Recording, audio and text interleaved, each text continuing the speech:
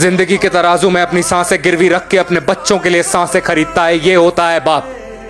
जब दफ्तर के झोंके समाज की थकान उसके शरीर को तोड़ रहे होते हैं तो वो अपनी 2 महीने की गोदिया बेटी को सीने से लगा के सोता है कि कहीं उसे सर्दी ना लग जाए, ये होता है बाप।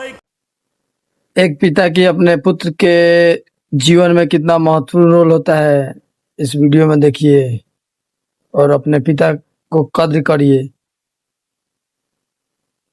लेकिन ये जो बाप बेटा होते हैं ना, ये मर जाएंगे पर कभी एक दूसरे को गले नहीं लगाएंगे, क्योंकि दोनों को मोहब्बत करनी किसी ने सिखाई ही नहीं।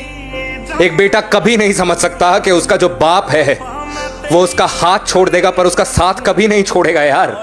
ये जो पापा का प्यार होता है ना, ये हमेशा आदतों में समझ आता है। कभी खुद से अपने मुंह से I am proud of you बोले ना बोले, पर अगर कोई मोहल्ले का इंसान हमारी तारीफ कर देना तो कंधे चौड़े हो जाते हैं। मेरा भी मेरे पापा के साथ ऐसा ही रिश्ता था। 3 साल तक हमने कभी एक दूसरे से बात नहीं करी। फिर अचानक से पता चला कि दादी एक्सपायर हो गई और जिस दिन दादी की डेथ हुई उस दिन पहली बारी पापा और मैं एक गाड़ी में बैठे। वो गाड़ी शमशान घाट पहुंची, शमशान घाट पे दरवाजा खुला, पापा गाड़ी से उतरे, शमशान घाट की दहलीज पे गए और दादी की राख के ढेर के सामने पता नहीं पापा को क्या हुआ, शायद उनके घुटने जवाब दे गए, क्या हुआ, वो जाके ऐसे बैठ गए। और उस दिन जब पापा को पहली बार अपने घुटनों पे देखा ना तो कुछ समझ नहीं आया, बस ये समझ आया कि एक बाप क्या होता है। जिंदगी के तराजू में अपनी सांसें गिरवी रख के अपने बच्चों के लिए सांसें खरीदता है, ये होता है बाप।